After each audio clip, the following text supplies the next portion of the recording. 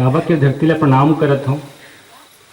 और सबसे पहले तो बहुत बहुत धन्यवाद है भाई भोपाल मणि साहू जी के, जी इतना अच्छा कार्यक्रम करवाए है। कवि सम्मेलन कराना बड़ा साहस के काम रहते, ऊपर से बड़े साहस सुनना होते जब आप मन बैठे हो। बहुत अच्छा लगा थे। आदरणीय ज्ञानंद जी बतात रही से, ज्ञानंद जी और बहुत पुराना दोस्ती है।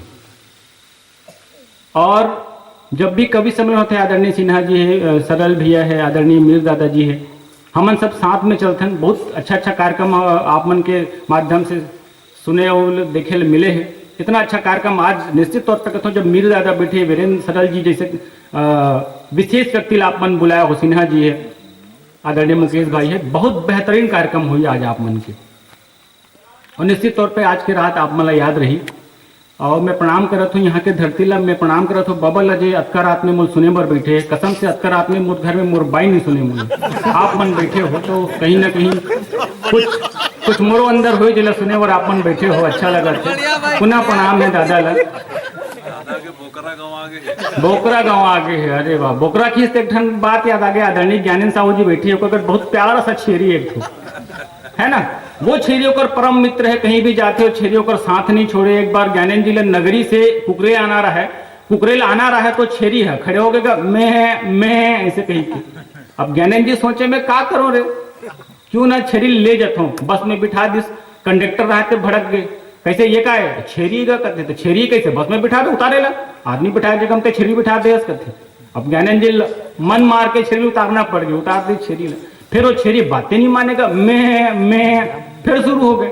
अब ज्ञानंद जी दिमाग लगे, क्यों ना छेरी के कुछ ऐसे उपाय किया जाए जो चुपचाप स्थान में भी पहुंच जाओ, लोगों ला पता मत चले।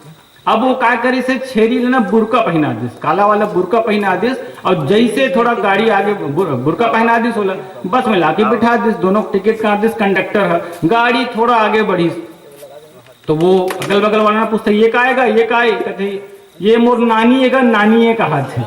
नानी है तो कैसे ऐसे रंग थे कहते, तो सियान हो गए है ऐसे रंग थे कहते, चल भाई वह मानने के। अब गाड़ी थोड़ा आगे बढ़ी, जब वो छेरी रहते वो छोटे छोटे दाना निकालना शुरू कर दे। अब बड़ा प्रॉब्लम हो गया। अब ज्ञानंद जी अब का है, अभी तक तो बात जम गए, लेकिन बहुत दिमाग वाला आदमी है, तुरंत दिमाग लगे इस वक्त है कि मोर नानी है ना रुद्राक्ष माला पहनी तो वो टूट गए कहते हैं।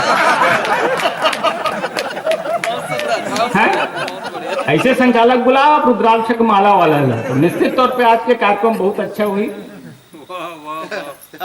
अभी आयन तो आदरणीय भोपाल भी हम मतलब बोतल में पानी पिले, बहुत अच्छा लगे इस बोतल में पानी पिले। तो बोतल में पानी पीते होते एक चीज मोर दिमाग में आते ये कि बोतल कभी आदमी के पीछा नहीं छोड़े। आप मन भी बात ला समझत हो कैसे, जैसे लड़का जन्म धरते तो पानी के बोतल, लड़का स्कूल जाल धरी, लड़का जन्म धरी तो दूध के बोतल, लड़का स्कूल जाल धरी तो पानी के बोतल, लड़का कॉलेज जाल धरी तो पेप्सी कोका कोला के बोतल, लड़का थोड़ा एडवांस हो गए तो रम के बोतल है न, रम ज्यादा हो गए तो ग्लूकोज के बोतल, आखिरी में ग्लूकोज भी काम नहीं करिस तो गंगा जल के बोतल।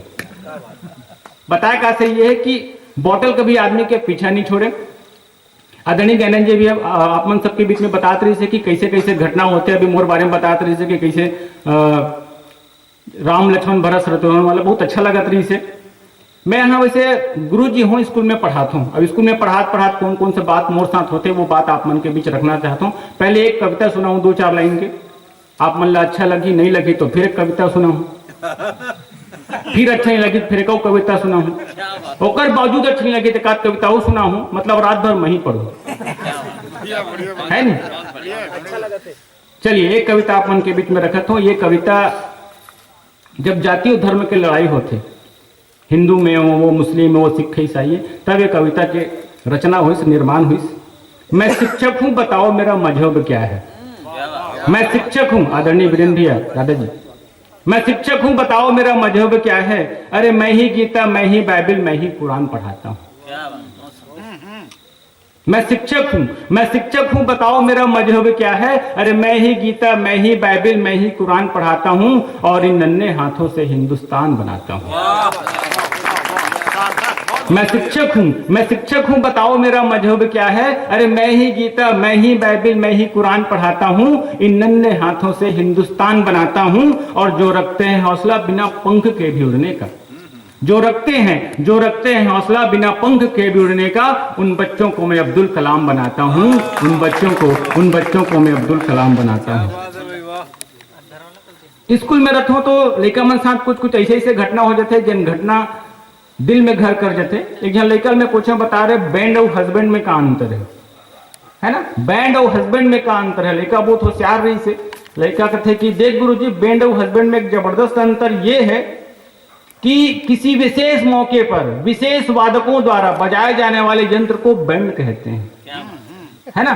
किसी विशेष मौके पर बिहाव हो गए और कोई कार्यक्रम हो गए, किसी विशेष मौके पर विशेष लोगों द्वारा, है ना, बजाए जाने वाले यंत्र को बैंड कहते हैं। और कभी भी कहीं पर भी, है ना, बजाए जाने वाले यंत्र को हस्बैंड कहते हैं। बटन चालू छेगा, अच्छा नीचे वाला कहा तो, अच्छा ठीक। स्कूल में पढ़ाते रहे हो, अचानक लेकर पूछ पर बता रहे पानी में रहने वाले 3 जीव के नाम बता, पानी में रहने वाले 3 जीव के नाम बता। वो लेकर तुरंत खड़े हो गए, सर मैं बताऊं, मैं क्यों बता रहे भाई सर, पानी में रहने वाले 3 जीव है, पहला मेचका है, बोले बहुत अच्छे, बोला मैं। दूसरा मेचका के दादा कथे, अरे वाह। तीसरा मेचका के दाई, चौथा मेचका के बहनी कथे, बहनी कैसे है, तो बिहाव नहीं होएगा, हमरे मन से रहते हुआ कहा है, बहुत बढ़िया। देखो आजकल के जो लड़का है कितना एडवांस है। अभी अर्धवार्षिक पेपर हो रही हमारे मन के स्कूल में, एक जबरदस्त घटना मोर साथ घटी। वो एक लड़का रहा है आदरणीय दादाजी, पूरा पेपर कोरा छोड़ दे रहा है, पूरा पेपर, आखिरी में एक लाइन लिख रहा है, तो बाप में दम है मोर पास करके बताती। सच्ची घटना बिल्कुल भाई। अब दिमाग लगाओ, आजकल लड़का पैदा नहीं होता, डायरेक्ट बाप पैदा होता है कि नहीं। अब वो लड़का पूरा पेपर छोड़ रहा है, आखिरी में एक लाइन लिखे रहा है कि तो बाप में दम है तो मुझे पास करके बता। मैं भोपाल भाई फोन लगाया, भोपाल भाई क्या करो, फेल कर दे साले लगा थे। ज्ञानंद जी फोन लगाया, क्या कर दे, फेल कर दे। वीरेंद्र भैया फोन लगाया, फेल कर दे कथे। अब मैं सोचो फेल करो तो पास करो, काय करो, अंततः मैं वो लेकर पास कर दूं, है ना। काबर पास करो, वो लेकर मैं पास कर दूं, कारण ये जैसे भैया मोर बाप की इज्जत के सवाल दूसरे भैया पास करना बनते नहीं। आप मन लगा थे ठीक ठाक सुना तो आप मन, मैं ठीक ठाक सुना तो एक बार जोरदार ताली बजा दो। जोन घटना मोर साथ घटे थे घटना आप मन के बीच रखूं, फिर मैं कविता आप मन सुनाऊं। लड़का मन से इसलिए रूबरू होते रहते, चर्चा होते रहते, लड़का पूछो बता रहे शेर का के प्रतीक है, बोलते सर शेर वीरता के प्रतीक है। बोले बहुत अच्छे, शेर का के प्रतीक है, वीरता के। मैं बोला गाय बोलते आस्था के प्रतीक है, बहुत अच्छे। शेर का के प्रतीक है, वीरता के। दूसरा बोले गाय आस्था के। तीसरा बोले कबूतर शांति के।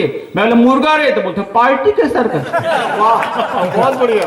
मुर्गा का के प्रतीक है, पार्टी के। बोले समझ नहीं आया भाई, आजकल कितना अच्छा लड़का है। एक लड़का पूछो बता रहे रामलाल, आदमी कुकुर में क्या अंतर है।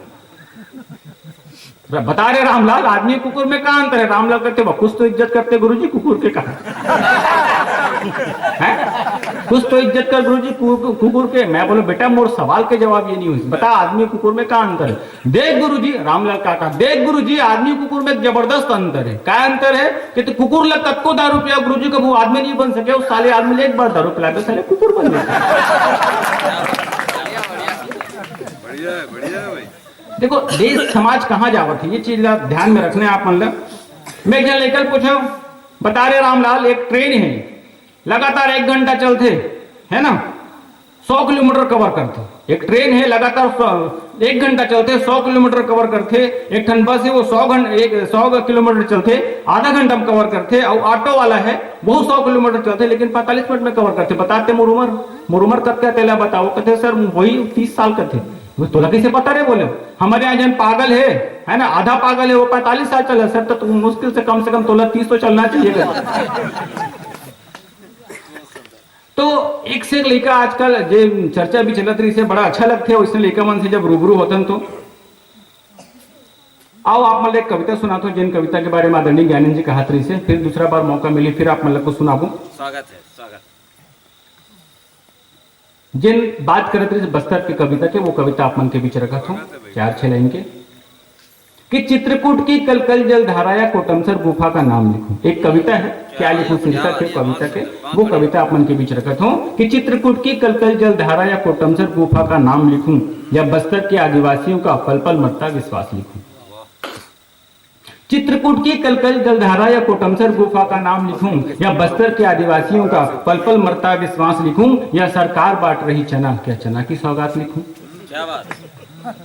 चित्रकूट की कलकल जलधारा या कोटमसर गुफा का नाम लिखूं या बस्तर के आदिवासियों का पल पल मरता विश्वास लिखूं, सरकार बांट रही चना, क्या चना की सौगात लिखूं या भरी दोपहरी काम कर रहे किसानों का हालात लिखूं। आज सबसे ज्यादा समस्या में अगर कोई है तो वो किसान है। पहली बार बहुत दिन बाद किसान मन के चेहरा में खुशी आए है। वो खुशी आप मतलब मालूम है कौन से कारण से खुशी आए है। तो भरी दोपहरी काम कर रहे किसानों के हालात लिखूं, जब मुल्क समूचा बहरा हो तो किसके खातिर अपनी बात लिखूं। क्या बात, क्या बात, बहुत सुंदर। या भरी दोपहरी काम कर रहे किसानों का हालात लिखूं, जब मुल्क समूचा बहरा हो किसके खातिर अपनी बात लिखूं। अब जोन बात ज्ञानंद जी का हादरे से बस्तर के वो कविता अपन के बीच रखत हो कि फौजी झेल रहे सीने में गोली, का समस्या आते बस्तर में कि फौजी झेल रहे सीने में गोली, उस गोली की क्या औकात लिखूं, उसके बिना घर वालों का जीवन क्या क्या उसके जज्बात लिखूं। जब एक फौजी मरता है तो केवल एक फौजी नहीं मरता, उसके साथ बहुत सारे रिश्ते खत्म हो जाते हैं। किसी का भाई मरता है, किसी का बेटा मरता है, किसी का बाप मरता है, एक फौजी के खत्म हो जाते। तो फौजी झेल रहे सीने में गोली, उस गोली की क्या औकात लिखूं, उनके बिना घर वालों का जीवन क्या क्या उसके जज्बात लिखूं। एक बाप के कांधे पर है बेटे की अर्थी, एक बाप के कांधे पर है बेटे की अर्थी, उस बाप का आखिरी फरियाद लिखूं या एक माँ झोली फैलाकर मांग रही अपने बेटे की चंद सांस लिखूं। क्या बात, क्या बात। एक बाप के कांधे पर है बेटे की अर्थी, एक बाप के कांधे पर है बेटे की अर्थी, उस बाप का आखिरी फरियाद लिखूं या एक माँ झोली फैलाकर मांग रही अपने बेटे की चंद सांस लिखूं। कि छत्तीसगढ़िया जनता को 2-2 रुपया किलो में मिल रहा अनाज लिखूं। छत्तीसगढ़िया जनता को 2-2 रुपया किलो में मिल रहा अनाज लिखूं या उन्हीं अनाजों के बदले में पी रहे वो गांजा और शराब लिखूं। छत्तीसगढ़िया जनता को 2-2 रुपया किलो में मिल रहा अनाज लिखूं या उन्हीं अनाजों के बदले में पी रहे वो गांजा और शराब लिखूं। आतंकवाद नक्सलवाद का हो खात्मा, आतंकवाद नक्सलवाद का हो खात्मा, बस यही आशा, बस यही एक आशा और विश्वास लिखूं, बस यही एक आशा और विश्वास लिखूं।